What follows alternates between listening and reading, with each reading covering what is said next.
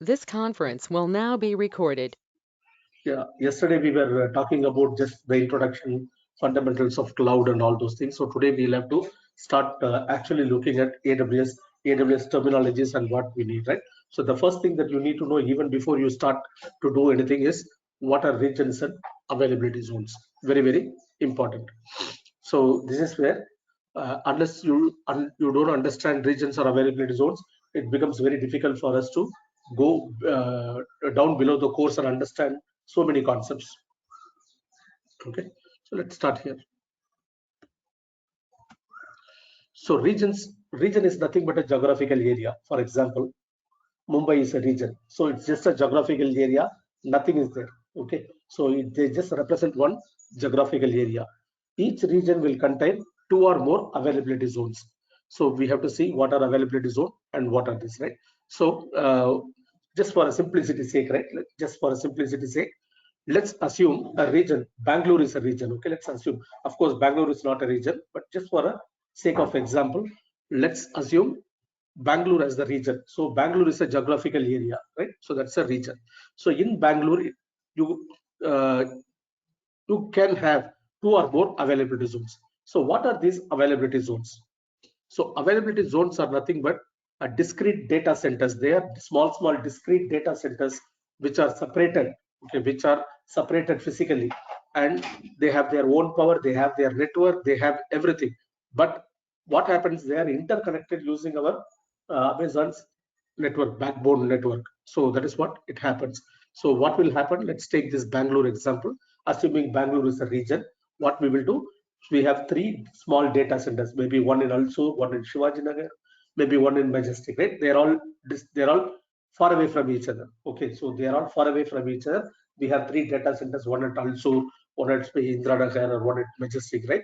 And these are three availability zones. So I place my application in one of the availability zone, or all two of the availability zones, say in Alsur and in Majestic, right? And everything like is running fine. What will happen if there is a heavy rain or something is interrupted in Majestic? My all my application will be served from Alsur. So another availability zone, right? So another availability zone. So whenever we are building resiliency, the first set of resiliency is to have multi-availability zone. The second set to go further back is multi-region. Okay, this is what we can have. So regions and availability zones, you need to keep in mind, regions are just a geographical area, and we have around like 21 to 25 regions in AWS, and we have like each and every region has minimum 3. The maximum availability zone is 6 for US East one, which is Northern Virginia. The reason for that is the first region that was founded by AWS. So that is why it has 6 availability zones. Okay. So availability zones are designed for physical redundancy, provide resiliency, enable uninterrupted performance even in the event of power outages. They have all backups and all those things, generators and all those things, internet downtime, floods or other natural disaster. So something happens in availability zone A, all your data will still be there in availability zone. Your business will continue. Okay, all three availability zone going down in a region is very, very remote. The reason for that is when we say these are different data centers, they are separated by at least a minimum by 100 miles. 100 miles means 160 kilometers. So even though we just told you the example of Bangalore, within Bangalore, 3 places, right? Just to give you an example. But these availability zones are actually spaced minimum 160 kilometers. So if I say Mumbai as a region, maybe Pune might be one availability zone, for example. Okay, any other city in Maharashtra might be another one. Another city in Maharashtra might be another one. Okay, so they are like not very close to each other. So if we have two two availability zone in the subsequent areas, you still have a chance of losing both. So that is why they are spaced between at least a minimum of 100 miles, right? This is what your availability zones and regions are. So you need to understand this. We will talk about more regions and availability zone. Any doubt you have in this, guys, right? What is a region and what is an availability zone? We have to get this clarified before we move on. I have one trivial question, Chandra. Yeah, when you say when you say we have more than one region, that means like the data for one company will be available in both more than one region. That's what you mean No, to no, say? no. There are options for you to place your workload in 25 regions. Okay. Now, Okay. when you are designing your system based on your application needs, you can have it in multiple regions for resiliency. Okay. Or you can have within, we can have multiple availability zone within one region. That is up to you. Okay. Now, when you say like Virginia has a 6 region, because that's where the It has, AWS no, started. Virginia is a region. Virginia is a region. Okay. In Virginia, we have 6 availability zones. Okay. So My question you is have like, a, my company is actually in Virginia, and suppose like one of the zone in Virginia has some downtime outages, and then that means like there's a backup zone will be up, and that will serve yeah, the you have data, to, right? you have to design your system for resiliency and architect in such a way that your application is replicated in another region in Northern Virginia as well. Okay, So it's going to be the pay is you have to pay for that also, right? For a backup. everything, right? So you're setting up the entire new system, right? Okay. So that means like So suppose if I have a more than one availability zone in one area, that means I have to pay for the additional availability zone. Also, like the yes, data will be copied in both the sides. Is that see, correct? there are two, no. There are two things there. The data which is being copied by AWS for his resiliency, for his availability, for his durability, that is not charged because we don't have access to that. But when the event of downtime, that it will be available to us. Okay. But if you are going and replicating in multiple regions, you have to pay. Okay. Suppose I'm paying for the extra backup region in the same area, and suppose if one of the main centers have outage due to some network issue, that means like my system, my data will be up from the backup system. My Yes. question is like, what will be the happen to the data? Because am I writing to both the systems at the same time? Yeah, you need to make sure it is sync. So you will have like whenever whatever you're doing in DR, what are you doing? You're doing either active or active passive, correct? In your Oh, okay. on-prem, correct? You're doing that, right? So when we Correct. say active passive, what you're doing, you are right. You are always having the application up to date there. And whenever whenever it goes down, something goes down in primary, what you're doing, you have the backup of the database, and you are restoring the database in on-prem in the other server, and you are bringing it up, correct? Correct. So similarly here, what will happen? You will have to decide whether your strategy is active, or passive. When you say active, it should be synchronously. You have to write your data to both the places. Okay. And will there be So any dashboard or something saying that okay, my one of the region is have a outage and yes. backup is unable There to? is a AWS health check dashboard. Your company can subscribe to that, and they will give you all the updates, and everything will be sent. Even each and every one individual like us also can go and subscribe to that, and you will get an email alert and all those things. Okay. And see, when we say something is down, Mhm. there are 300 services. Okay, any one service might be also down, right? So we don't know whether your company is using that service or not. AWS doesn't know that, correct? Correct. So if that service alone goes down, then you will have to go and check which service is going down, whether the service that you are using is going down or not. Okay. If- Makes sense. So what people do normally when there is a critical sensitive application, when we design as an architect itself, we design for resiliency. Okay, that is why we always put a load balancer before our application. So something goes down in system A in availability zone A, then automatically your traffic will be diverted to system B, availability B. Okay, there are a lot of strategies for database. When we talk about database, we will see that there are lot of strategies available out of the box from AWS. We can use one of them to kind of for resiliency also along with this. Okay, so that is for data. These are all for your applications. Okay, fine. Thank you, Chandra. So region is a geographical area. A region consists of minimum 3. Actually, when I wrote this deck, it was 2, but now everywhere it is 3. And so we have around 22, 25 regions. And in India, we have Mumbai as a region, and a new region in Hyderabad is coming up on in the end of 2023. Amazon has invested around like 25,000 crores building that region for Hyderabad. And of course, there will be 3 availability zones for that in Hyderabad region. Okay. So AP South 1, that is the code for our Mumbai region. For Northern Virginia, it is US East 1. I'll show you all those things, but just remember this, right? So regions and availability zones. Okay. Active passive. So whenever we talk about backup strategies, right, there are 2 types of strategies we have. So you have a primary, you have a secondary. When we say active means that means both the systems are up always. Both the systems are up and all the data are returned to both the primary and secondary. But when we say active passive means you write only to the primary one and keep writing. In case of any event, your active, whatever is there, you just take a backup of the data, put it to the secondary, and you bring up your application.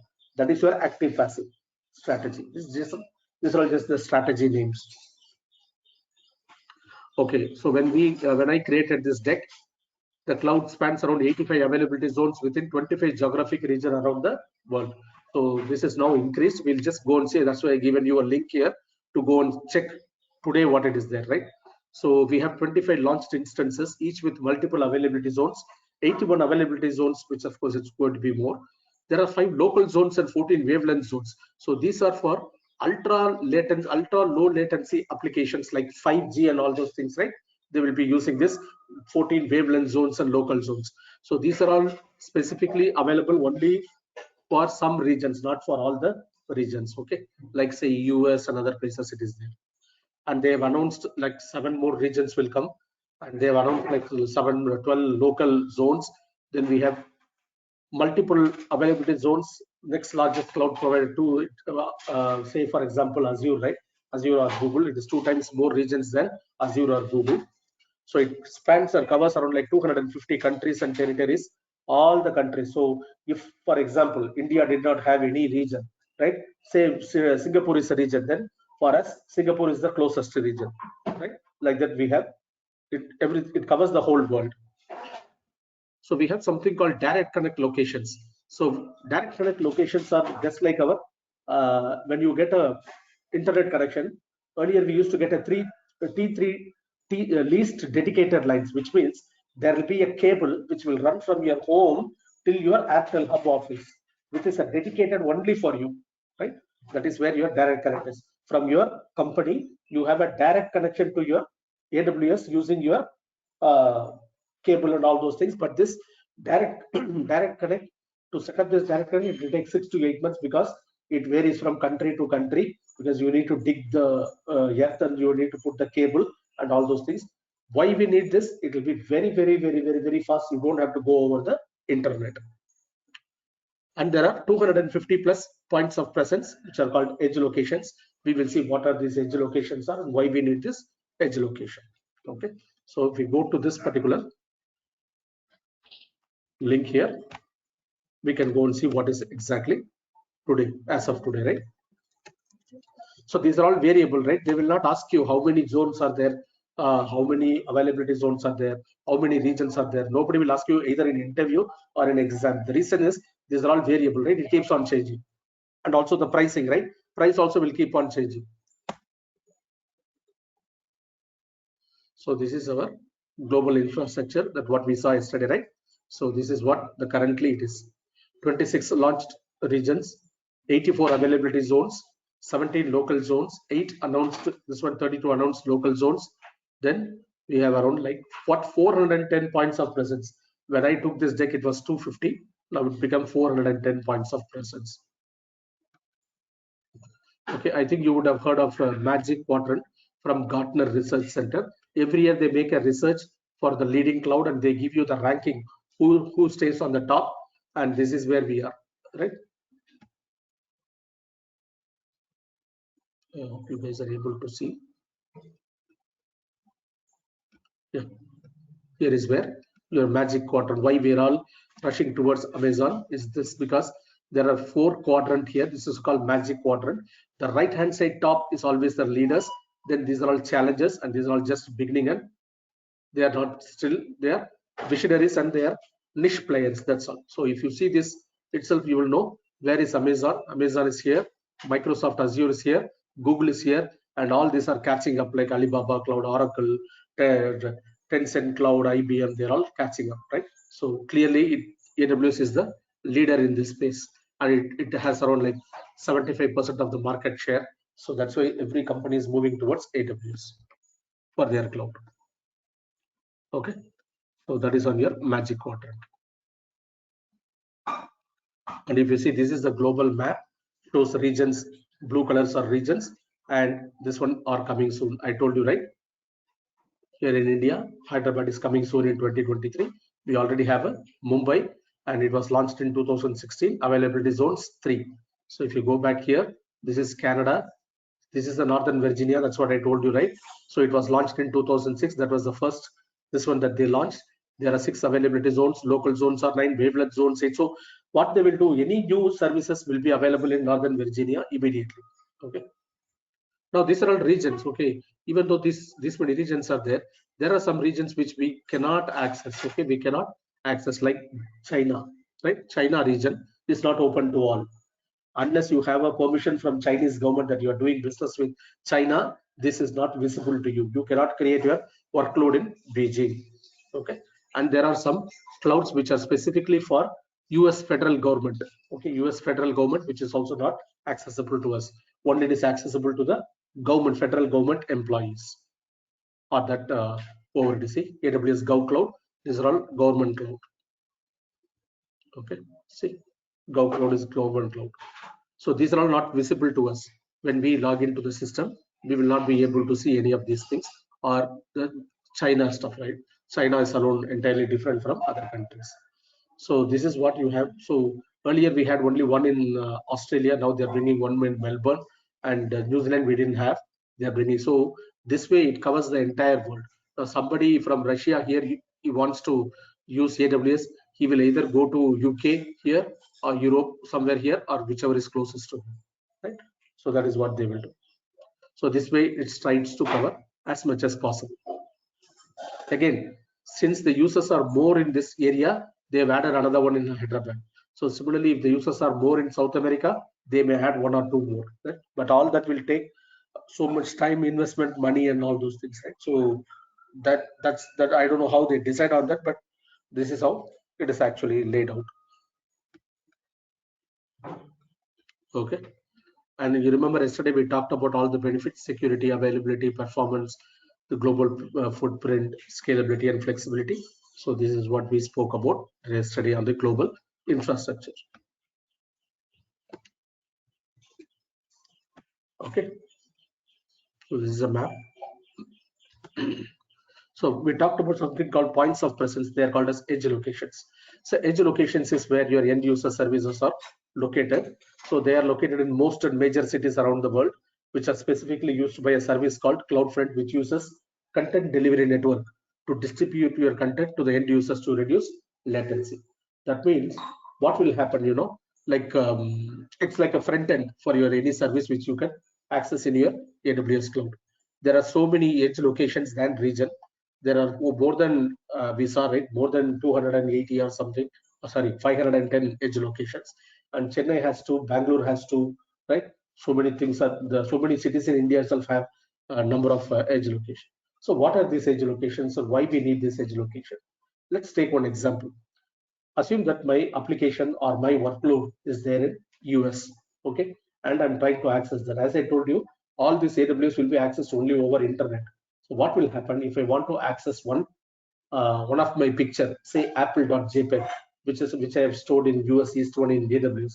What we need to do, I need to log in from my home, and I have to traverse the entire world over the internet. I have to go there, and I have to fetch my data. Of course, all this will take just fraction of seconds, but still I have to go throughout the world over the public network. As I told you yesterday, when your internet travels from one place to another place within the country, the speed is different. Outside the country, it varies from country to country. They have their own laws, they have their own things, right? So whenever the internet service provider is trying to provide in any country, for them, they will look at the more cheapest way, how can they save money, right? So they are not worried about your speed. So what they will do, they will take the shortest route, or they will take the longest route, they will take the cheapest route. In that place, your packet may be having a drop, or sometimes it may be too fast than what your actual speed is. So it will vary a lot of things, right? So it will take some 1 or 2 seconds or 3 seconds to go and get your content data. Now, what this edge locations will do specifically for AWS using content delivery network technology, what they are doing, they will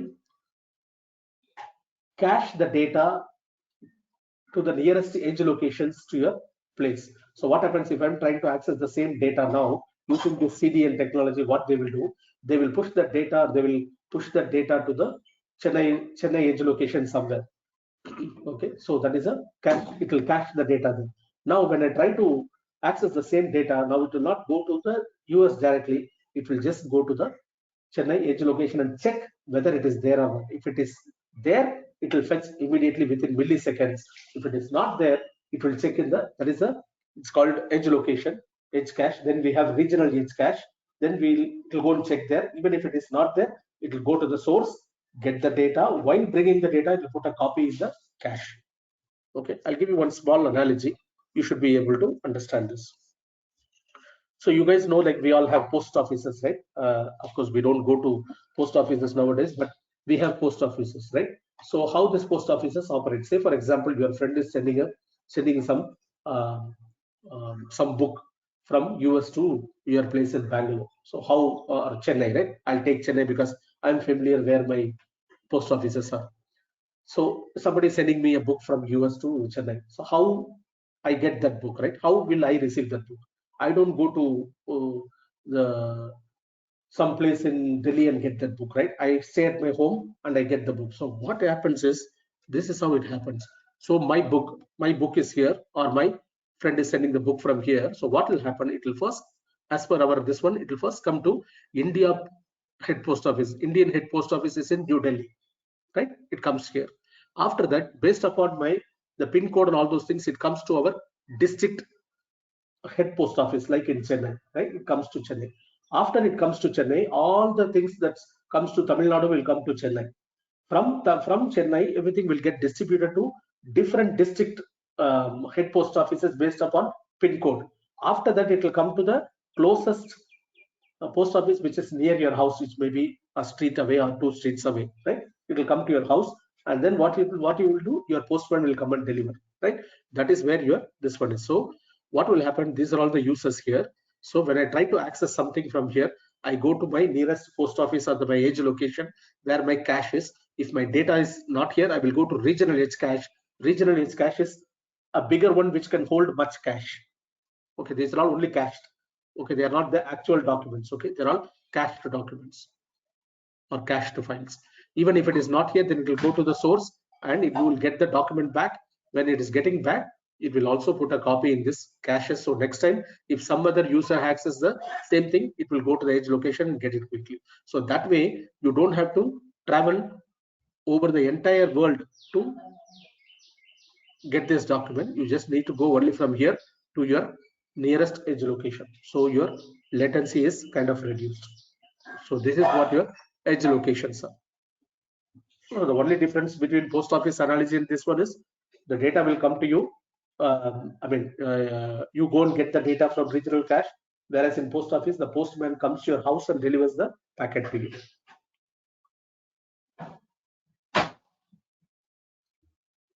Any questions, guys? So these three terms are very important: region, availability zone, and edge locations. So have you heard of Netflix? Yes. Okay, now how are you watching movie in Netflix? Netflix is in US. It's a US company. All the, say for example, there is a movie got released today. Okay, and you have subscribed, you have paid, and you got the link, and you click on the link. The movie starts playing. There is no the movie is not getting downloaded to your mobile or your TV. But how come you are able to see the entire movie? So what they are doing, they are using this technology called content delivery network to stream your content to the closest edge location. By the way, Netflix runs 100% on AWS. So what will happen when you click on that? First first 15 minutes or first certain chunk of data will be streamed to your local edge location. So you start watching the movie. As you watch the movie, the second chunk of bytes will start moving. So like that, it will get streamed. Slowly it will get streamed, right? It will get streamed and everything will get stored in edge location. Next time when you watch the movie, it will still be faster, which you cannot even be able to identify the latency. So that is how they start streaming the movie to your house. Okay, again, if your internet is too bad, right, then from streaming from edge location to your device might be slow. That is where you will see the buffering and all, right? Nowadays we don't see the buffering at all because all our internet, at least in India, is better than other places. So we don't see the streaming stuff. Even if you are in village also, you get a good internet speed. Okay, any questions guys here? Do you have anything for regions, availability zones and edge locations? We'll have to now start creating our account now. So these are all some distinctions you need to know. A region is a geographical area which consists of 2 or more, or it's actually 3 or more availability zones. Example, Northern Virginia, that is represented as US-East-1 is a region. Mumbai, AP, South, not Southeast, it's South. I have to change this. Let me quickly change this. Every time I'm saying I have to change this, I'm not changing it. Let me go and change this right now. Okay, it's called AP South 1. It's just to indicate your geographical area, right? So AP South 1 is Mumbai. And Mumbai has 3 availability zones.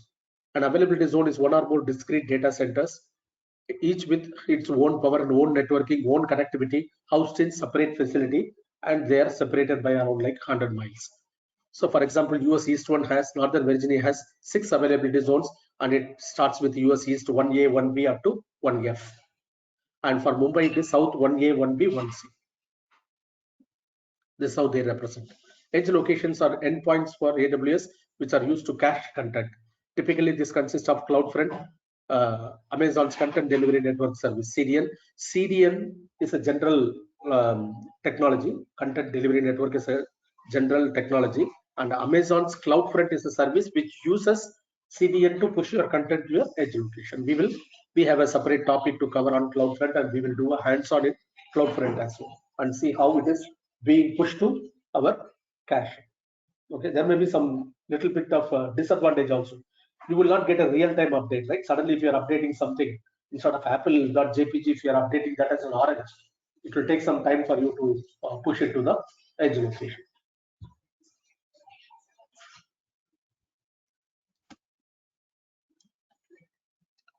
So now we know what is this. Now how can we access this AWS environment? There are many ways we can access this AWS environment or services. One is using your AWS management console. This is what we will be using. It's a web console, web console. You can manage all your services, and this is what we will be seeing throughout the course. And you can also access through command line interface using AWS command line interface client. You can manage all your this one using the commands, which we have a separate topic to talk about on CLIs and how to set up that and how to interact and where do we need to go and check for those documentation. Next, we have something called SDKs, software development kit, right? Like say when you want to write a Java program, you need a JDK, right? So you need software development kit like that. For AWS, you have software development kits available for most popular languages like Java, .NET, Ruby, Python, Golang, and C#. Okay, so you can download that, and if you are really a programming geek, then you should be using this, and mostly the companies will be using this SDKs. Okay. So the SDKs provide an application programming interface API that interacts with our web services and fundamentally make up the AWS platform. So whether you access it through your management console, CLI, or SDKs, everything happens in the behind the scene using API calls. Okay, application programming interface calls. Okay, so let's now go ahead and start creating our free tier account and see how to create user, how to get into this, right? So maybe one of you can log into this and just let me know. I will give you presenter access. You can share your screen and we can walk through for the entire team.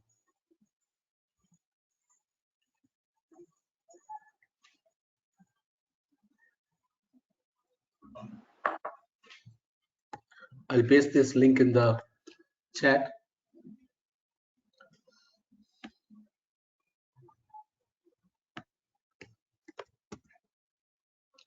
So whoever is wants to share the screen, please let me know. I'll make you presenter.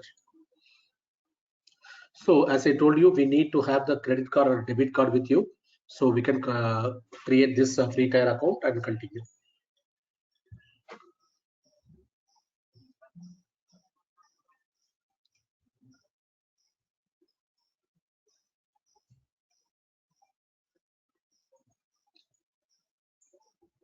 Anyone is going to do this now?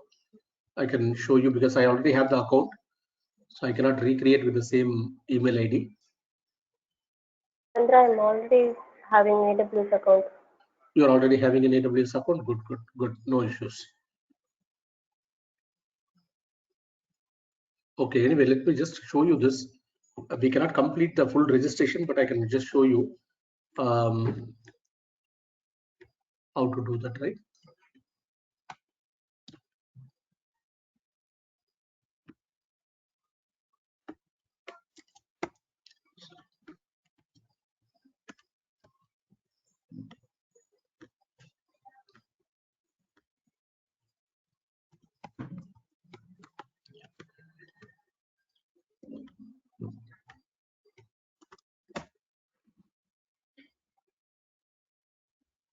If you're already having an account, no issues. Okay.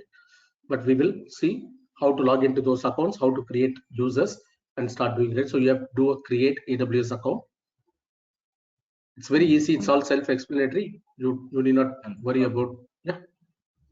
That's all to interrupt. May I present my screen? Yeah. Sign up. This is Kibar. This is Kibar. Kabir.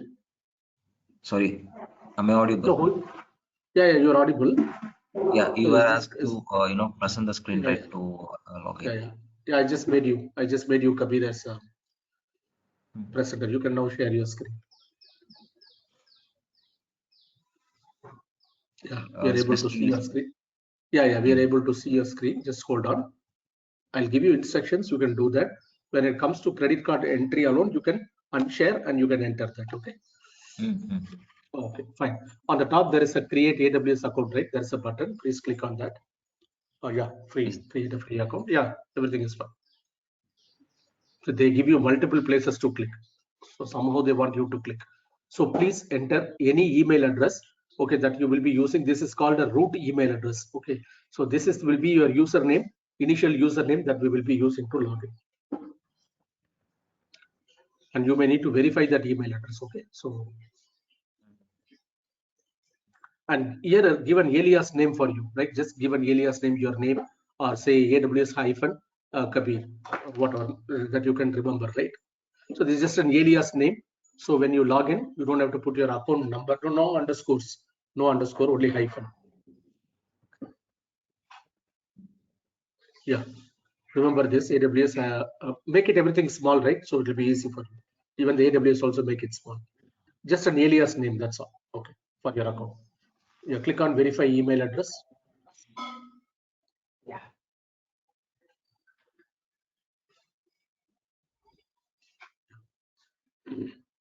Okay, so you might have got a verification code in your email that you need to put it here.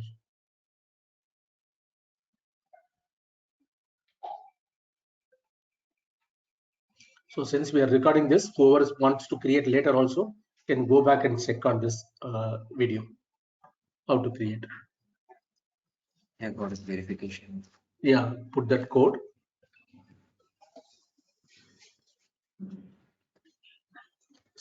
Okay. Yeah, now give a password which will be used for this account, right? That is username is your Gmail address, and give some password which you can remember. Okay. And it should have uppercase, lowercase, numbers, non-alpha, numeric characters, and all those things.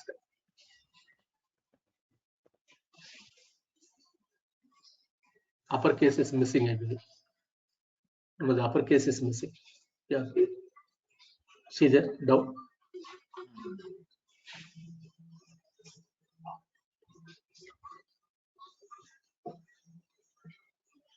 Yeah, everything is there. So this is the user, the Gmail address and the password. They're called root user and root user password. This should be kept safely. Okay, continue.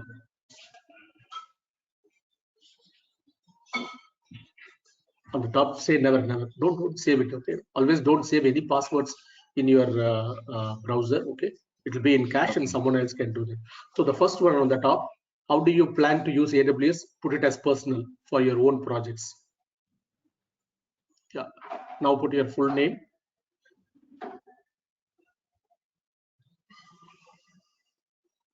In the country or region, select India. No, country or region first, select India, then go back to the phone number. Select India, type India. You have to select from there. Now go back on the top and put plus 91 and enter your phone number. Plus 91 space and your phone number.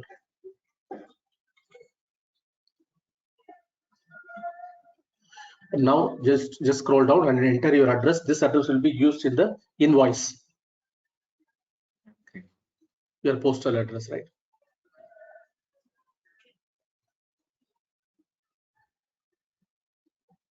So when we are in Bangalore, we will come to your house, Kabir.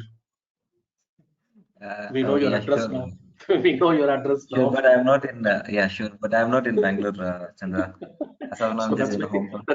that's why very boldly you are giving the address. No, not like that. Always welcome. Yeah, just scroll down and scroll down. Have that area and all, area and all mentioned in a different this one, right? Like, okay, the next line also, because we don't know which is mandatory, right? So we have to again go back.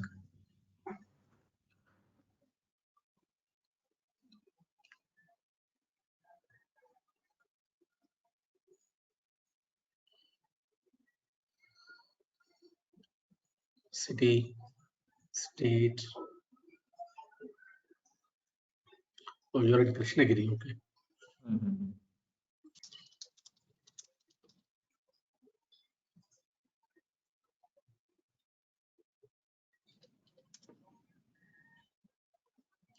You can come down and acknowledge that you have read the customer agreement. Continue to next step. Okay, this is where you need to enter your, these are the 3 cards that will be used: Visa, Master or American Express. So you can unshare and enter your details, okay, and then you can complete this step and then you can reshare it again. Okay. Go down, remove your share, unshare this. Where the option is present?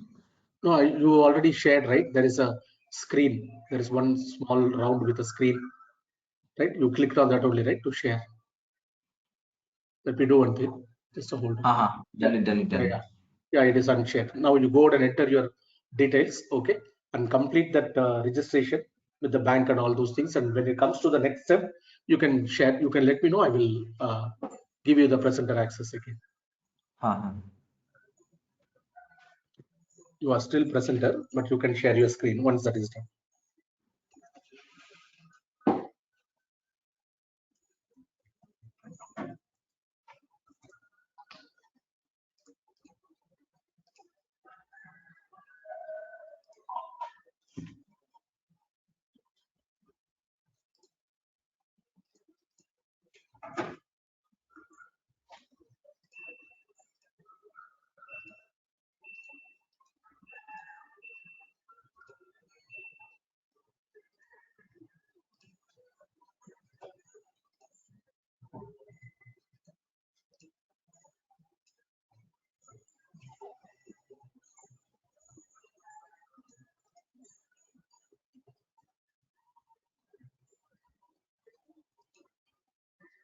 So they will only detect 2 rupees from your account, and that 2 rupees will be returned back after 5 or 6 days.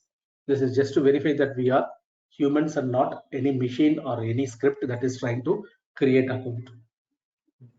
So, PAN card number, is this mandatory to fill or? No. Just say no. Just say that you don't have. It's not mandatory.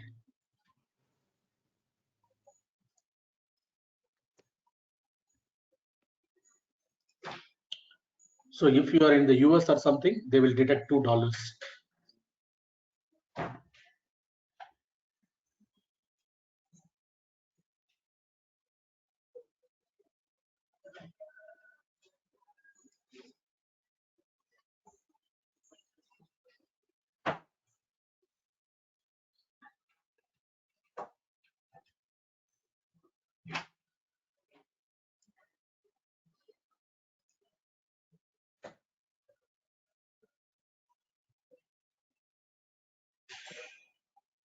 Payment method cannot be verified. I got this error. Oh.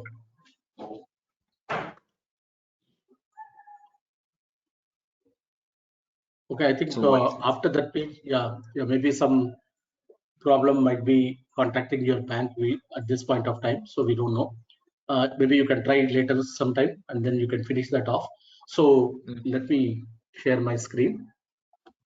So once your payment is done, then your account should be activated. Okay, once the payment is done, your account should be activated.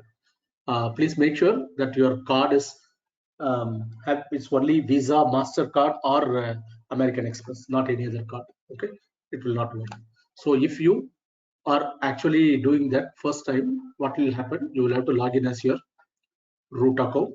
Let's go and see how to log in, and we will see what are the different types of accounts that we have and what you need to do. Right.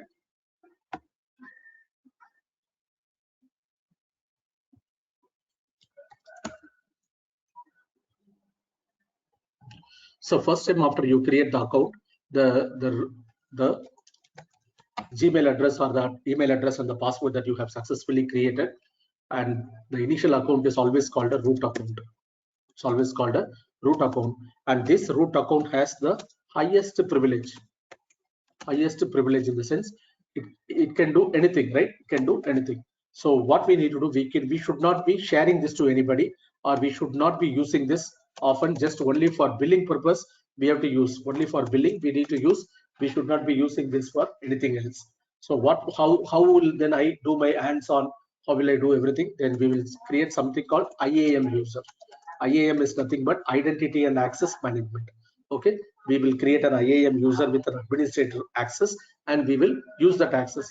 That particular user, even though it is administrator, it will not have access to billing and other stuff.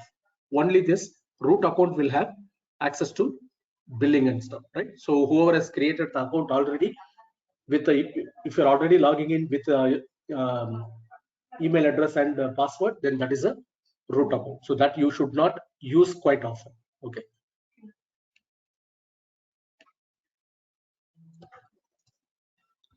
Okay, so this is a service.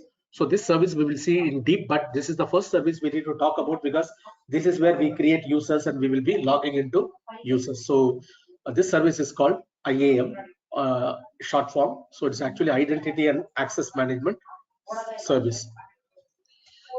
In AWS, each and every service has got a logo here.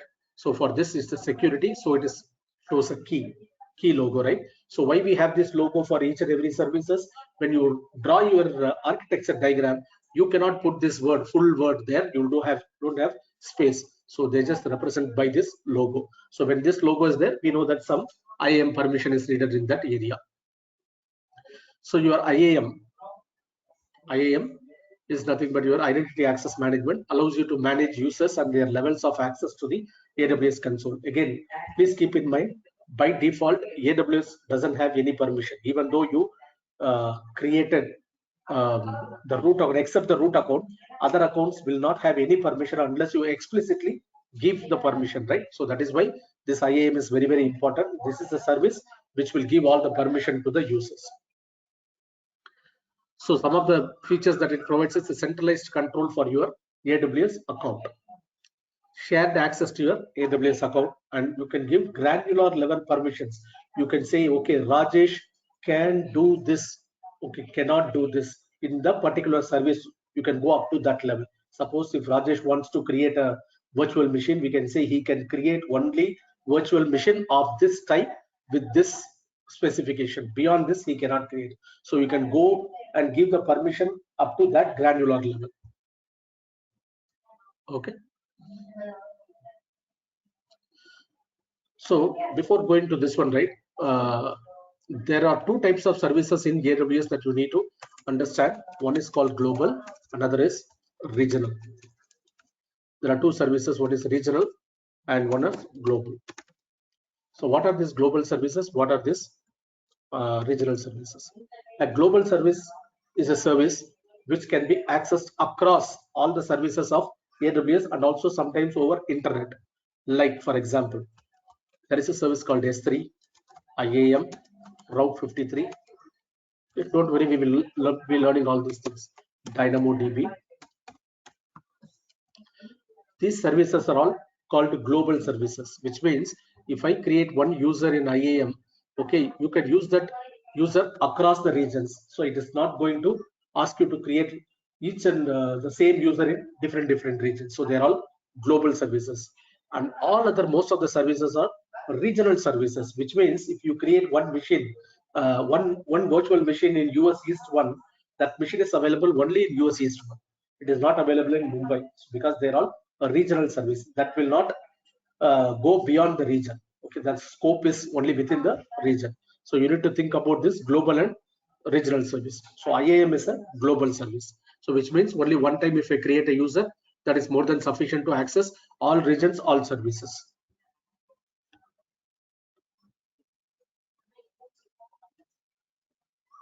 Okay. So some of the thing that we have is you have identity federation. So you can integrate IAM service with your active company's active directory, or you can also integrate with Facebook, LinkedIn, Google, Amazon, and other SAML, open SAML technology related authentications you can do. So if you are familiar, if you go to some news site, they'll give you option either to register new with your email address or use your existing social media log into that particular site. How are they doing that? They are federating your identity. Okay, that's what they are doing. They are federating your identity where you are. Suppose if you are using Facebook's login, what will do? Your authentication and authorization will happen from Facebook, and once it is done, the Facebook will send the details back to the AWS, and AWS will send a temporary token for you to log in, and you will be allowed to log in using your Facebook account itself. That is how you see most of the site it says please log in using Facebook account or Twitter account, right? Then we have something called multi-factor authentication. So how do we secure our identity, right? So you have a username, password. Now you can put additional security over that, and you can create a MFA, which is called multi-factor authentication, and we will see how to create that. And once you create that, apart from username and password, you also need to put a 6-digit code which keeps changing every minute, just like the one that we used to log into our office using VPN, or whenever you try to connect, you use RSA token, correct? Either you use a soft token or a hard token, and when you connect to your company's say your company's authentication website, then it will ask you for to add the code, the 6-digit code, which keeps changing every minute. So similarly, we can include that also, and we can create a multi-factor authentication so your account is not being compromised. You can provide temporary access to users and devices and services wherever necessary using this IAM service. It allows you to set up your own password rotation policy. So what is password rotation policy? If you in your organization, you would have remembered, right? Every 90 days, every 60th day, you will get an email saying, please go and change your password. There is 14 days left, 13 days left, right? So every 90 days, they will ask you to change the password. That is a standard in industry to make sure that we are in compliance with the security, right? So nobody compromises the password.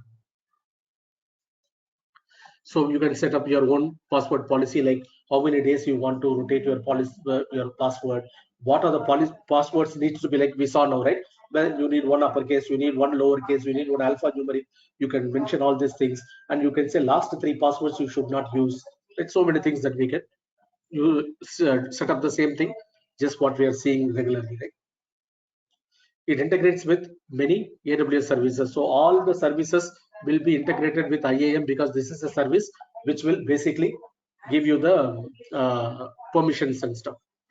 And very important, it supports the PCA DSS complaint. Yesterday we saw that security wise they have got all the compliance certificates in the world, and one of the thing I told you is PCI DSS compliance, which is nothing but your payment card industry. So you can use your credit card transactions in AWS safely.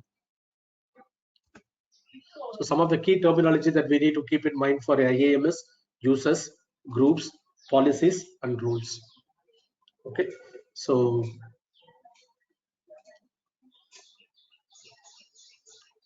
Rajesh or Revati, like you guys have are you able to log into your AWS account? Yes, Chandra. Using your email address, right? Whatever you created, correct? Yes. Okay. Can you? I'm just making you a presenter. Can you share your screen so I can show you how to secure the root password and then create a root account and then create a new account, which we'll be using throughout the course. Okay. Okay. So I'm making you as a presenter. Yeah. Now you can share your screen and I will guide you what you need to do. Sorry, I just gave access to Rajesh. Just one minute. Revati. Here it is. Yeah. Revati is the presenter now. You can share your screen and starts from scratch to login, right? Then I will show you how to enable multi-factor authentication for your root account. No, there is a share button down, right? No, there is a share button down, right? See, you can see share. There is a screen symbol. But it is disabled. No, you click on that, it will get shared. I made you presenter, so you should be able to share. When you click on that, only it will get shared. Yeah, I'm clicking on, but the option is disabled. Option is disabled for you. Let me make you a presenter again.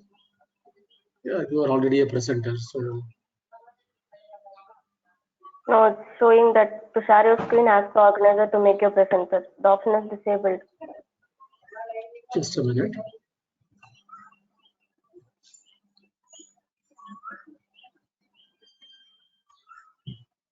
Okay, that's fine.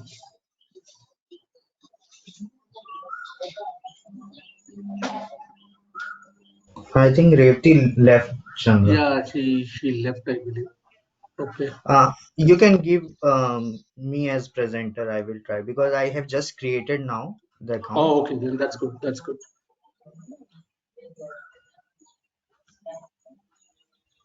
Yeah, I've made you as presenter. Can you share? Try sharing the screen.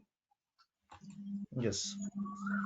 Let me know when you are able to see my screen. Yeah, we are able to see the screen now. Abhinav. Okay. Go to the browser. Okay. Yeah. Okay. Go here and just select some role there. Yeah, select some role.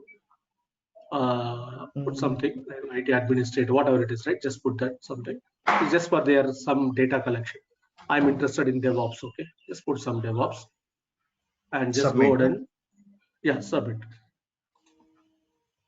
And Chandra, I by mistake I have selected that my PAN card also during that time. No, that is fine. No problem. Nothing will happen. You click on sign into console.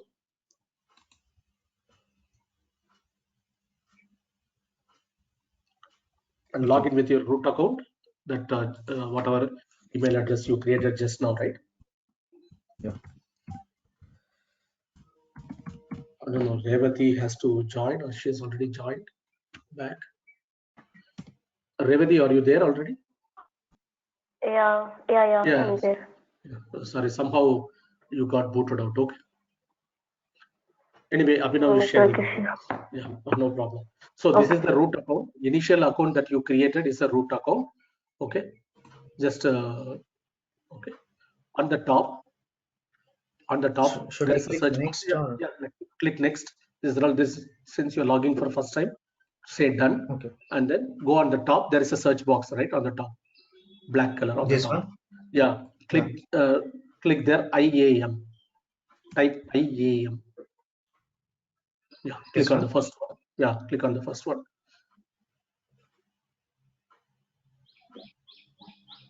So we have to first point, we need to secure the root account, and then we will try to create another account. So for that, what we need to do, on the middle, there's IAM dashboard. Security recommendation is one, that is add MFA for the root user. MFA is nothing but your multi-factor authentication. Before you do this, please download Google Authenticator app called Google Authenticator in your mobile. Abhinav, you can download. I already have that, I think. You already have? Okay, fine, good. Yeah. So now on the right hand side, there is an add MFA, right? Click on that button, add MFA. Okay.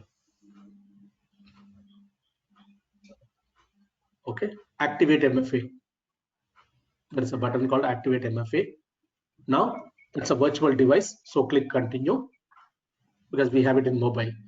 Okay, now open the application. Yeah, application. There is a plus button and click on show QR code and scan that. Automatically your account will be added there.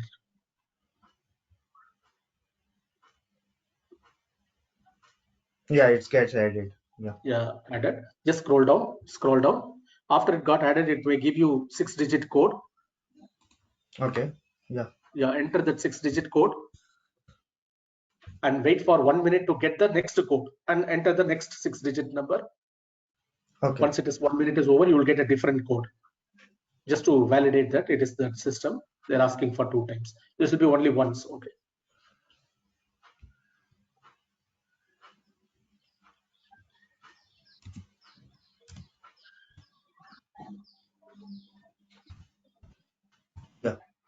Yeah, say assign MFA. Yeah, it is successful. Close. Now on the top right of your this one, it shows AWS -Abhinav, right? On the top.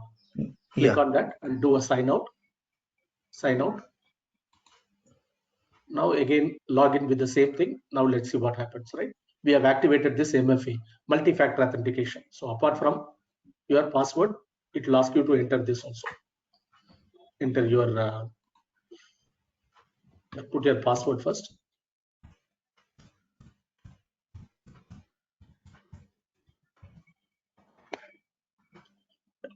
Now see, it's asking for a code now. An additional authentication is being asked now. You have to open that Google Authenticator and put the code whatever is showing right now. Yeah, just a minute. Yeah, always try to put the code when it is in the starting of the minute, not at the ending of the minute, right? Yeah. That's why I just waited. It is about to close. Yeah. So we all do the same mistake every day. Okay. Now you are actually inside your console. So this is where your root user is, and we are able to kind of secure this account. So now what we are going to do, we are not at all going to use this particular user anywhere except for paying our bills. Of course, since we are in free tier, we will not be paying any bills currently, but just for your information, that will be used only for this one. Okay. So let me share my screen and I will show you. You can log out from here or just hold on there. I will show you how to create the user, and you can create a user and then start using that user going forward. Okay. Okay. Yeah. Okay. I have stopped sharing. Yeah, no problem. So now we are fine. We have created our account. We know the root account has been secured. MFA, everything is done. Now we have to create another account called IAM user account, and then we will use that IAM user account to log into our this one, and we will see how that works, right? So that's what we need to do. So let's go back. Log in as your root account. Okay.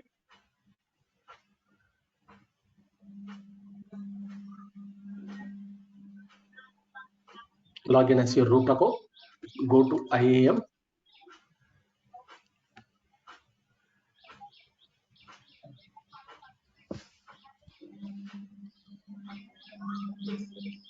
Go to IAM. On the left hand side, users. Click on users and say add user. And once you have this add user, you have to add the name of the user. We can put whatever name that you want. So 0717. Okay. Now after you add this user, there are 2 options here. Okay, select AWS credential type. it's a programmatic access key password, right? So we will be using management console with username password. Whenever we wanted to connect programmatically, we have to use the access key ID and secret key ID. So let's select both. This one, because this is going to be an administrator user, and this is the user we will be using throughout our course. So let's select both. After you select both, there is an option whether you want your password to be auto-generated or you want your custom password. Since this is going to be an administrator, let's create our own custom password and click and put some password there. Please make sure you remember the password. And We also can please give the make sure, same password like the root user also. yeah, you can. Okay. And this password reset required, please uncheck this. So this will be required only when if you are creating user for somebody else and providing that user, then you need to ask them to reset it. Since we know that this is a custom password, we know we are going to use this, let's uncheck this. And next step is to actually add your permissions, right? So the third box that says attach existing policies, right? Create this existing policy and select this administrator access. Administrator access means you have all access to all the services in AWS.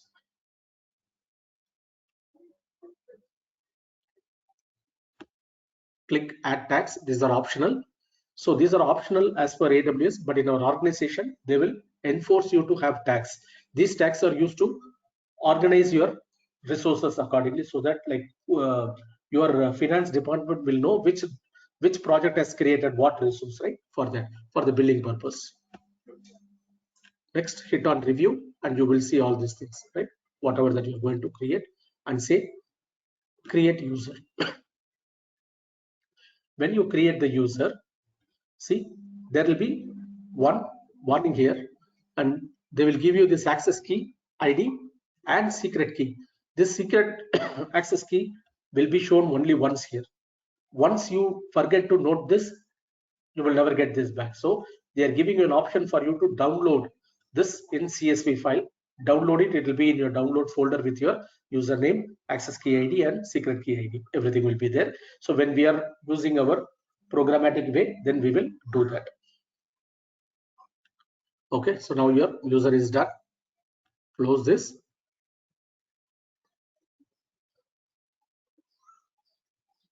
Okay, now you can sign out from here. Log back in.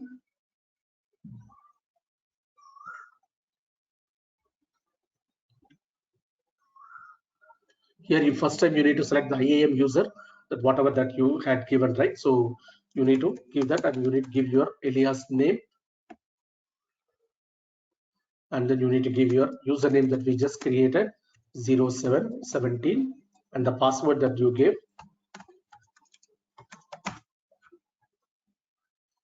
See here, this is the one that, see, this is a username we just created, and that is the password, and we are here now, right? So this is how your IAM user. So this will be the username and password that we will be using throughout our session or throughout the course. Until you complete this course, we will be using only this username and password. So please create it correctly. This is called IAM user. For IAM user also, if you want, you can put MFA. But since we are going to just use very often, I don't want you to have an extra thing putting the code every time. So let's just keep it without having an MFA. But that's why I showed you how to secure your root account. So root account should be used only for paying your bills and stuff. Okay, now once you are inside this page, there are a few things that you need to know how to read this page, right? That's very, very important. So this will be your landing page.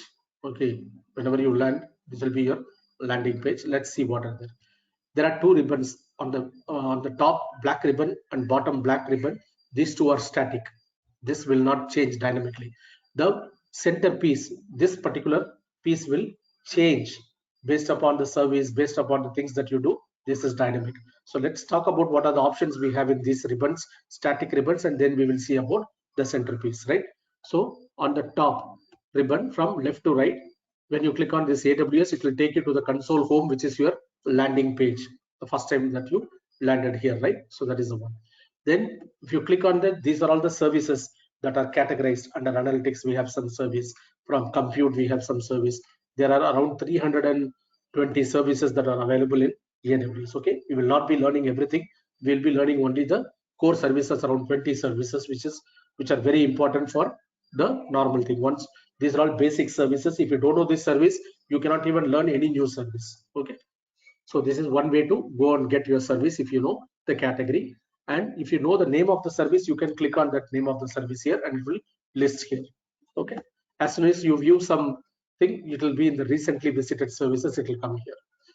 The next here is you have a cloud shell. It is actually giving you a Linux kind of terminal for you to interact with your AWS, which we will not be using at all. Okay, just for your information. The next one here is your notification. So this notification will give you all the open issues, scheduled changes in this region. In this region, if there is anything, that it will show you all those notification here. And this will be your support, how to contact your AWS support. When you click on this, it will go to the support center. You need any expert help, you want to go to the forums, you want to go to the documentation, their training site, there all those things are here now. So AWS doesn't have any number to call. You can only contact them through the support center email. Okay, but they will respond immediately based upon the ticket. And this is where your regions are. I told you, right? These are all the regions. US North one, US East one, Northern Virginia, Ohio, Mumbai. See here, these are all the regions that we have. If you note here, we will not be seeing China region, even though the China is available, right? Because we don't have access to the China region. Okay, so these are all region. So currently my account is set up by default in Northern Virginia. I would always recommend you to change this to Northern Virginia wherever you are set up right now. The last column shows you the details of your accounts, right? This is your account ID, 12-digit account ID. If you are an IAM user, it will show that IAM user. If this line is not there, then that means you have logged in as a root user. So you can click on account. It will take you to your account page. Then it will go to your service quotas. Then you have some billing dashboard and you have security credentials. You can click on security credentials and go there and get all your access keys and stuff. And then you can also go to settings for your account. So these are all some account related stuff. So here it is your username at your alias name. If you don't know, if you haven't given the alias name, then you need to give this 12-digit ID whenever you log in. Okay, that's why I'm asking you to give this alias name. It will be easy for us to remember. Okay, this is on the top ribbon. Any queries you guys have on the top ribbon? Okay, let's go to the bottom one, right? Bottom one from the left, again you have the same feedback. Okay, and then these are all some language settings, right? Language setting for this site, whether you want to see this site in Japanese or Chinese or whatever it is, right? You can go and select those things for you and it will show you this one. Okay, looking for any language unified settings, you can change this settings, like it's by default English. You want, you can go and edit it and change that to whatever language you want, right? Like Spanish, Italian, whatever language you want, you can go and change it. This will actually change this page, right? Whatever it's showing, it will show in Chinese or it will show in whatever language. So by default it is English. Then this is the privacy, their terms and privacy conditions. These are all normal ones. Each and everything has, you can click on this and you can read them. You can go and see all the site terms and stuff, right? The privacy policies that they have, you can go through all the legal notice and all those things. And they also have a cookie preferences. You can click on cookie preferences to set up your cookies, right? By default, everything will be allowed. But if you want to remove something, remove and save the preference, and it will take it from there. Okay. So these are all something that we have on the bottom ribbon and top ribbon. Okay. Now coming back to the middle piece, right? Middle piece, click on this landing page. So this is what you will come. If you are logging for the first time, this recently visited will be nothing, empty here. So all the services that I have recently visited will be visible in this widget. On the right hand side, this is all something for AWS, where you can go and click on some important links that they give you. Scroll down. This is all AWS Health. AWS Health means in this region, what are the service open issues, scheduled changes, everything will be there. And you can click on this AWS Health. And this is what I told you. There is a health check dashboard. which will get created for you, and you can create your own health check here, and you can go and see what if you wanted to go and subscribe to anything, you can subscribe.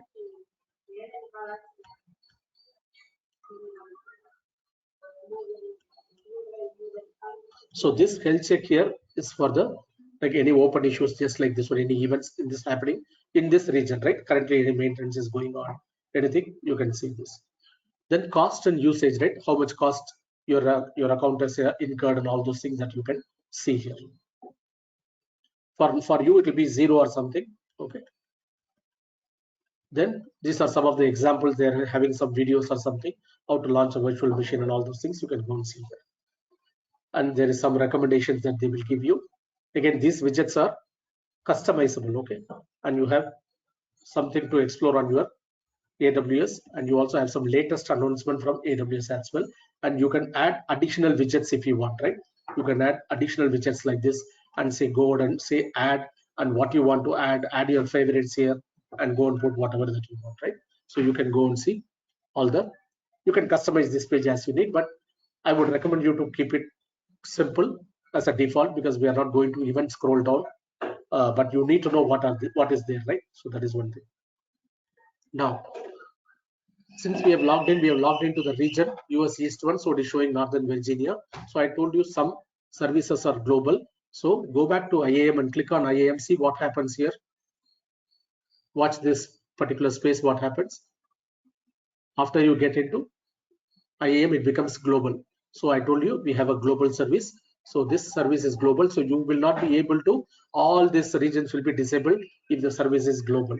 Now, if you go to some other service, you will see by default you are in Northern Virginia. See, now all the regions are open. Okay, so these are all regional service and they're all global service. Okay, with that said, let's go back to our IAM and just see what are the different things that we can do, right? So we can create users. We already created one user. Who are users? Users are end users like us, employees of the organization, people, and all those things. Groups are nothing but collection of users. Say for example, in your organization you have a dev team and an admin team. Okay, there are 10 or 15 people in the team, and you want to give 2 people admin access, 8 people dev access. You can go to all 10 people separately and give access. That is not the right way to do. What we will do, we will create 2 different groups, one as dev, one as admin, and we will put the permission on the group and then add these people into the group, and all the people inside the group will inherit the permission from the group.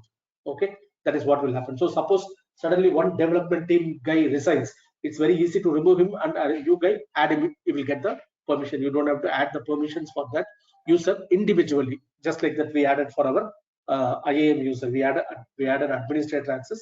You don't have to do that. So that is where your groups are collection of users. Very important, you have something called policies. Policies are made up of documents called policy documents. These documents are in the format JSON, JavaScript object notation. They give permissions as to what a user group or role is able to do. So this is where you define all your permissions for a single user. We will go back and check this format, how it is and how to interpret this. Roles, there is something called roles. You create roles. When 2 services want to talk to each other, you have to assign roles. Assign roles. Suppose if your IAM wants to talk to some other service like EC2, then you have to have roles created and attached. Only then they both can talk.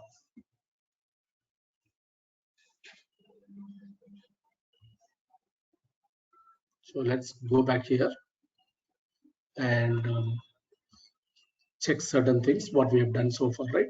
So go to IAM. This is the first service. We are just seeing only the basics of IAM. Okay, click on IAM.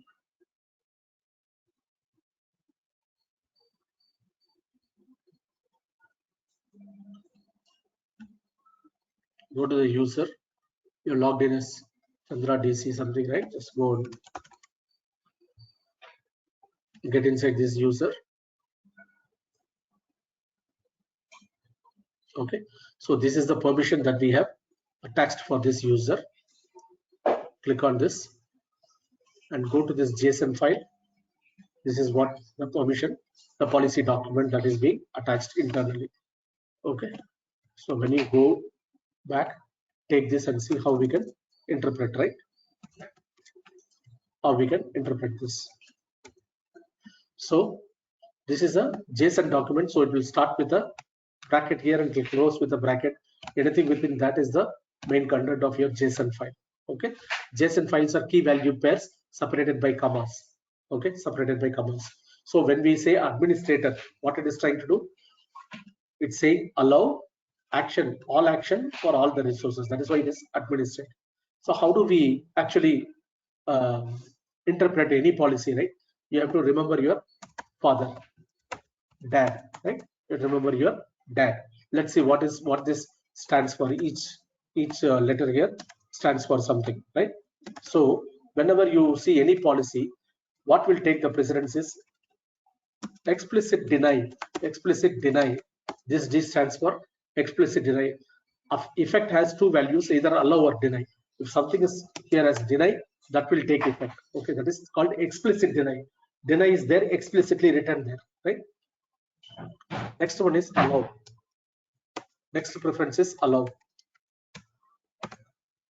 The last one is implicit deny. Implicit deny. So what do you mean by implicit deny? Now, if I say that Rajesh can only create user, that means he cannot delete user. It is implied that he cannot delete user. That is called implicit deny. He is denied other permissions except creating the user. So that's called implicit deny. You will not see the word there, but that is implicit deny. And this is how the order of preferences, the policy document works. So you need to remember about your dad, and this is the expansion for that. Okay, explicit deny, allow, then implicit deny. This is how it works. So right now the policy that we have set up is allow. So for this user, allow everything, action what? All actions on all services. So he is an administrator, so he will be able to access all the AWS services when he logs in. Okay. Any questions here, guys? It's very, very important here. Okay. Because when we look at IAM in detail, then you will be asked to evaluate the policies, right? When you go back and you are seeing like policy like hundreds and hundreds of lines, you should know how to evaluate that and what this policy is trying to do. So that's where you need to keep this analogy in mind so you don't miss this, right? So we will never forget our father, but we need to know what is that each and every letter stands for. So the first is explicit deny, then second will be allow, third will be implicit deny. When I say implicit, it implies it is denied, but the word deny will not be there. Okay, say for example, instead of saying all action, I'm saying under IAM, I only have access to create user. If I do this, that means what? I cannot delete user, I cannot attach permission, I cannot do anything. That is implicit deny. Implicitly, I'm denied of all other APIs calls except this one API. Right? That's what this means. Now, here, when I give, instead of allow, if I give deny here, then that means what? I am denied of everything, no permission at all for me. I am denied of everything because there is an explicit deny here. Always explicit deny will win over allow and implicit denies. Okay, so this is how you need to interpret this data. Okay, let's do quickly one thing. We'll go and create a group and see how to add users into group and how the policy gets inherited for these people. Right, so go to user groups.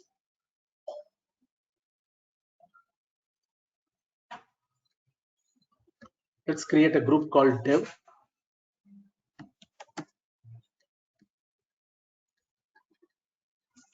I'm not going to add any user now. I'm going to create a user and then add it. Okay, I'm not going to add it now. Just scroll down to the end. No permissions. Yeah, we can add permission also to the group, right?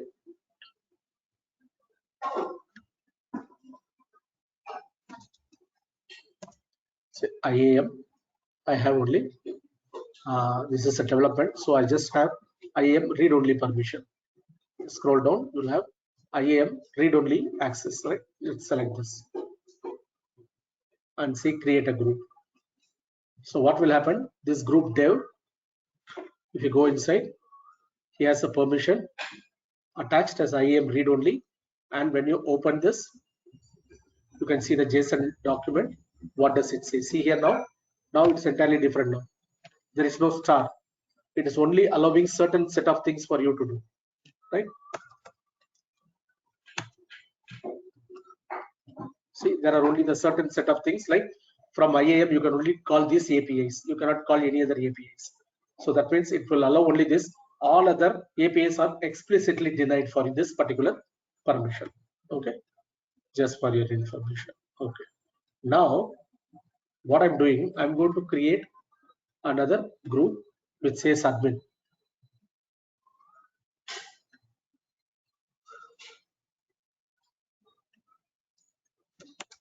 I'm not going to add any users here. I'll go just attach only the policy and assume that all the people under admin are given administrator access. Administrator access.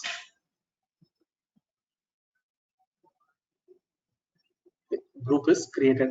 So under admin, if I go to permission, again I have my administrator access, which is open to all, just the previous one that we saw. Now let's go and create one user, two users, and see what happens, right? So I will create a user.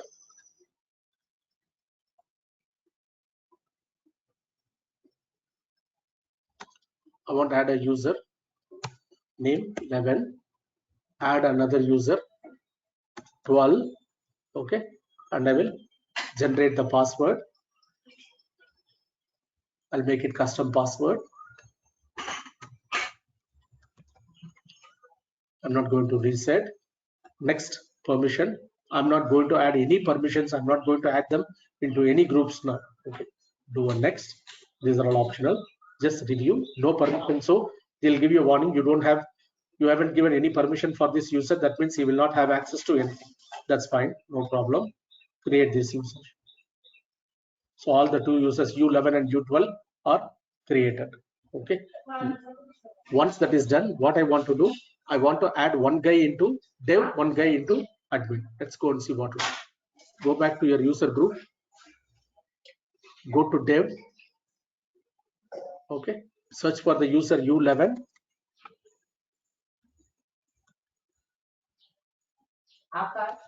Not users in this group. Add users. Add this guy U11. Add this guy U11 into this and say add. Okay. Now you have added this guy in dev. Go back to users and go to U11. Get inside this and see what happens, right? See his permission now. See, it is attached from group directly. We did not give any permission. So all the permissions from the group are being inherited to him after we add him into this. Now, similarly, if I go back to user group, go to admin and add that guy U12, he will get admin access.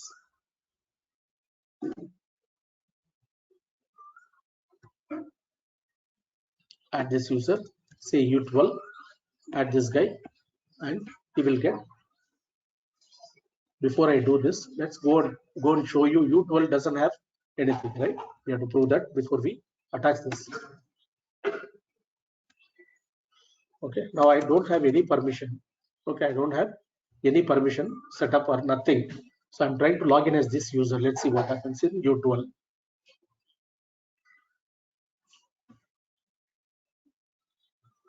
He will be able to log in, but he will not be able to do anything, right? So this is my account ID. My username is U12. I have created the password.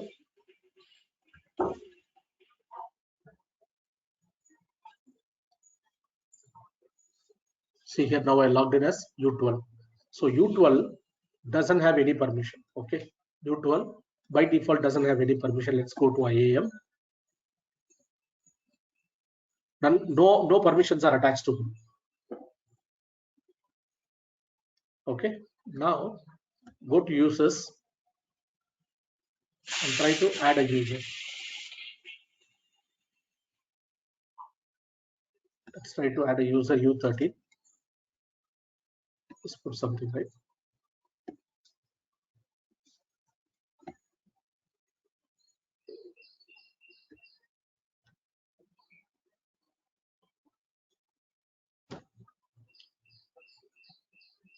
Did we add this guy into the group already?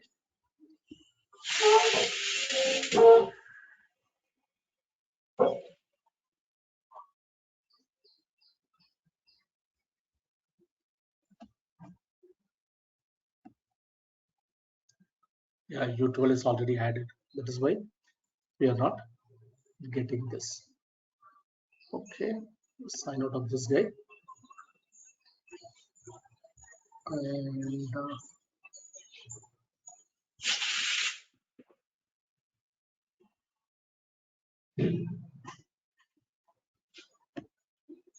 log in as your user. Let's remove that permission and see what happens if you log in as U12. I want to show you that. Go to IAM, go to the groups and remove him from the group. So he should not have any permissions, right? Go to the users group, go to admin, select this guy and remove the user. Now go back to the user U12 and just confirm that he doesn't have any access. Akash. Hey, Akash. See, there is no permission. Nothing is set up for him. Now you go and log in as U12 and see what happens.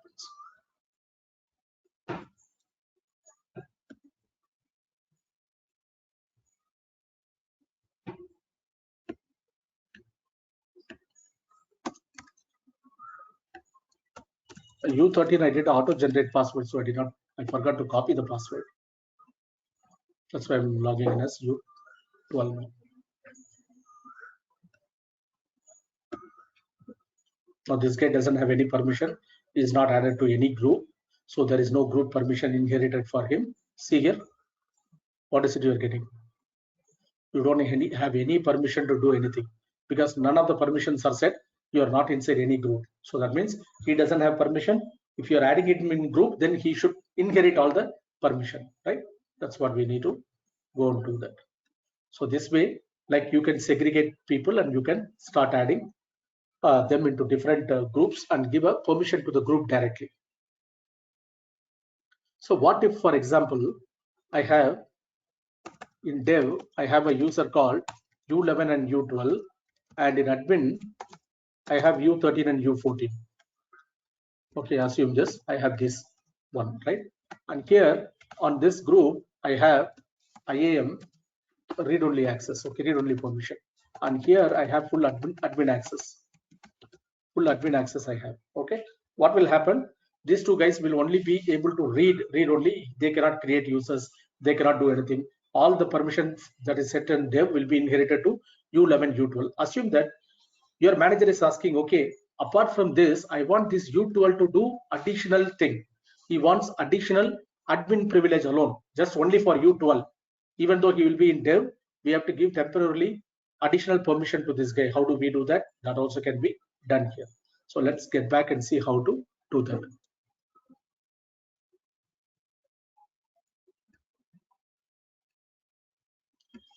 So that is the power of AWS here now, right? Even though it inherits from group, you can still individually go and give particular permission for the guy, even though you have another permission set on the group. So that is the advantage here we have.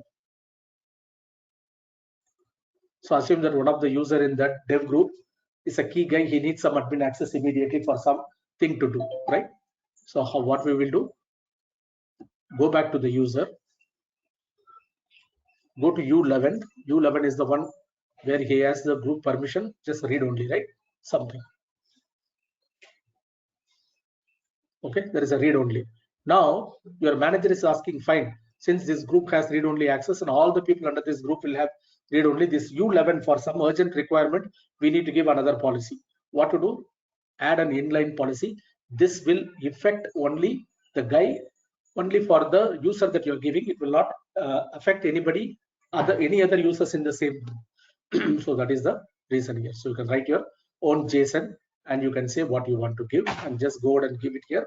Then you will get that administrator access. Now let's go and take this on the top from here, copy this.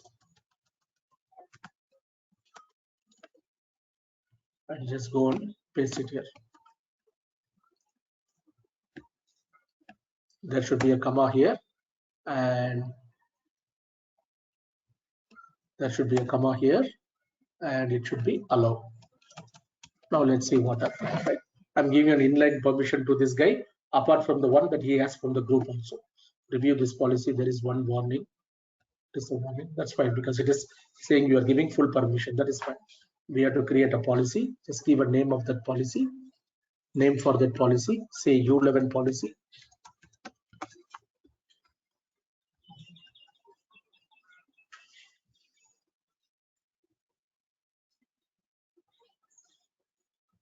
And say create this policy. It will create an inline policy for this guy. See here, U11 policy. He has a this one. So this guy is U11. So if I now log in as U11, this guy will have both your group policy as well as from his inline policy. So this guy alone in this particular group will have admin access. So whenever your manager says he is done with his job, remove it. Just go and remove this. He will only have the read-only access as usual. So these are all some of the things that you can do using your IAM. Okay. Any questions, guys?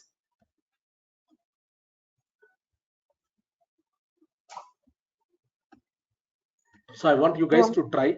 Yeah, I want you guys to try create some user from U1 to U10. Okay, U1 to U10, and create some groups like dev, test, and admin, and play around with this and see, and give different permissions on this, and then please see if you guys can see the difference how it is happening, right? So that is where your the basic IAM ends. So we will be starting off next class with our creating our virtual machines and getting actually into creating virtual machines and doing stuff. Any questions you guys have?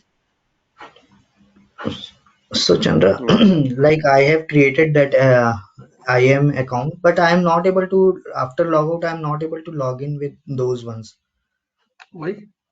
No, not sure. It's alias name or due to that. No, when you log in, whenever you Yeah. log in as an IAM user, let me show you how you should log in, right? After creating the IAM user,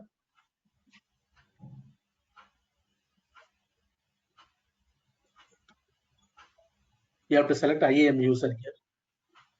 Okay. Okay. If you keep the root user, it will not go. So please keep it as IAM user. Put your alias here, whatever alias that you created, right? So put that there. Once you are done there, then it will come to this page and it will ask you for IAM user. Okay. If you don't do that, it will take the root only, and if you give that default that password and username, it will not work. Okay. But make sure you remember your IAM username, and IAM user is having administrator access. Okay, that particular user that you are going to use throughout the course is where we need to give the full access, and let's have that remember that password. So we will be using that throughout our course. Okay. This is IAM user that I will be using throughout my demonstrations, right? So similarly, the one that you created will be there, and your root account is already secured, so you don't have to worry about that. If you want to log in as your root account, then you may need to enter your MFA code, an additional authentication. Okay. Anything else, guys, from anyone? Any questions you guys have? I will share this PPT and the good. Root user is for billing purpose, and the IAM is for creating virtual. See, basically, we are not using root account for anything. The reason is, as I told you, root account has the highest privileges. Okay, so anyone who compromises the root account, okay, will be able to launch so many things there, and it will get charged. That is why even in organization, you will never have access to the root account. Only the finance department who is designated to pay the bill for AWS will be given the access to the root account. Okay. Okay. Since we are now learning, we have all control, right? That's why I'm showing you how to create a user that is a root user. It has the highest privileges to safeguard that. So suppose, for example, I know your email ID. I can guess your password, right? Most of the passwords will be either our date of birth, somewhere in date of birth, your name, first name, spouse name, kid's name, something, right? I can guess and do something.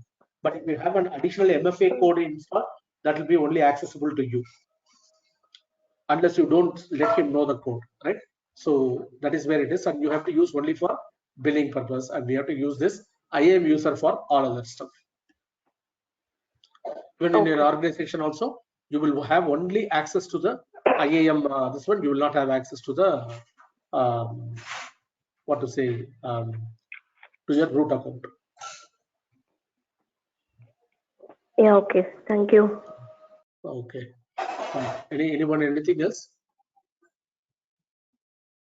No, Chandra. Okay, fine. So what I will do, I will go, once this recording is available, I will go ahead and post this in our Google Drive. So please go ahead and use that.